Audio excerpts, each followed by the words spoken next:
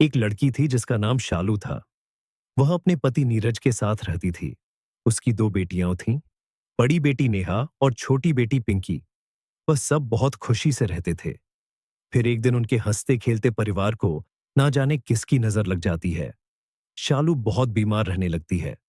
नीरज जो भी पैसे कमाकर लाता, सारे पैसे शालू की बीमारी में खर्च हो जाते हैं। इसके चलते उनके घर के हालात बहुत खराब हो चुके थे। उनके घर में कभी कभी तो खाने के लिए खाना तक भी नहीं होता था। शालू की दोनों बेटियां भूख की वजह रोते रहती हैं।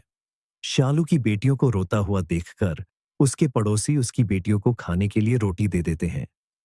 लेकिन शालू की छोटी बेटी सिर्फ 4 महीने की है, इसलिए वो रोटी नहीं खा पाती है और सारा दिन भूख की वजह से तड़पती है।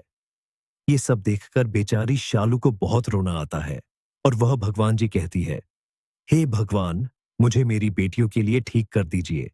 लेकिन भगवान को तो कुछ और ही मंजूर था। रोज की तरह शालू का पति नीरज शालू को नाश्ता और दवा देकर काम पर चला जाता है। नीरज के काम पर जाने के बाद अचानक से शालू की हालत खराब हो जाती और वो मर जाती है। शालू के मरने के उसकी बेटियां बिन मां की हो जाती है, जिसके बाद उन्हें कोई नहीं पूछता है। शालू का पति नीरज शराबादी हो जाता है। वह काम पर जाता और वहां जो पैसे मिलते उनसे रोज शाम को शराब पीकर घर आ जाता है। एक दिन बड़ी बेटी नेहा ने कहा, पापा आप रोज शराब पीकर घर आते हैं, छोटी को दूध क्यों नहीं लाते हैं? अगर आप दूध नहीं लाएंगे तो ऐसे तो भूख की वजह से छोटी मर जाएगी।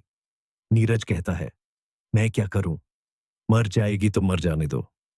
पैदा होते ही अपनी मां को खा गई। नेहा ने कहा, पापा ऐसे क्यों कहते हो, वो भी तो मेरी तरह आपकी बेटी है। तो नीरज कहता है, मेरी कोई बेटियां नहीं है, जाओ जाकर कहीं डूब मरो, दोनों किसी कुएं में। नेहा कहती है, पापा आपको ऐसा ही करना था तो पैदा होते ही मार देते। तो नीरज कहता है, अच्छा तो तेरी जुबान भी चलने लगी है। और कहता है, निकल जाओ अभी के अभी मेरे घर से, नहीं तो दोनों को मारकर यहीं दफना दूंगा। नेहा कहती है, अरे पापा ऐसा तो मत करो, कहां जाऊंगी मैं छोटी को लेकर। नीरज नेहा की बात नहीं सुनता है और धक्का मारकर दोनों बेटियों को घर से बाहर निकाल देता है। नेहा छोटी को लेकर चली जाती है और रोते रोते अपनी मरी हुई मां को याद करते हुए कहती है, देखा मां, आपके जाने के बाद पापा ने 1 मिनट में ही पराया कर दिया और घर से भी निकाल दिया।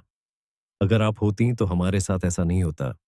वहीं छोटी भूख की वजह से रोए जा रही थी तो नेहा एक घर में जाती है, आवाज देती है, आंटी वो आंटी मुझे थोड़ा दूध मिलेगा, मेरी बहन बहुत भूखी है। तो वो आंटी कहती, तो मैं क्या करूं, तेरी बहन भूखी है तो चल जा यहां से। इस तरह वो औरत भी नेहा को वहां से भगा देती है। फिर नेहा दूसरे घर जाती है, उसे वहां से भी भगा दिया जाता। नेहा रोते हुए अपनी बहन से कहती है, चुप हो जा छोटी, मुझे किसी ने भी दूध नहीं दिया, मैं क्या करूं छोटी। और कहती है, मुझे ही कुछ करना पड़ेगा। और छोटी को लेकर वो कबाड़ा बीनने लगती है। सारा दिन कबाड़ा बीनने के बाद एक दुकान पर ले जाती है और उस दुकान वाले से नेहा कहती है, अंकल मुझे 10 रुपए दे दीजिए। तो दुकान वाला पूछता है, बेटा तुम 10 रुपए का क्या करोगी? नेहा कहती है, अंकल मैं अपनी छोटी बहन को दूध लूंगी। तो दुकान वाला पूछता है, बेटा तुम्हारे मम्मी पापा कहाँ हैं? तो नेहा कहती है, अंकल मेरी मम्मी तो इस दुनिया में नहीं है और मेरे पापा सारा दिन शराब पीकर पड़े रहते हैं और मुझे घर से निकाल दिया। नेहा की ये बात सुनकर दुकान वाले को उस पे दया आ जाती है।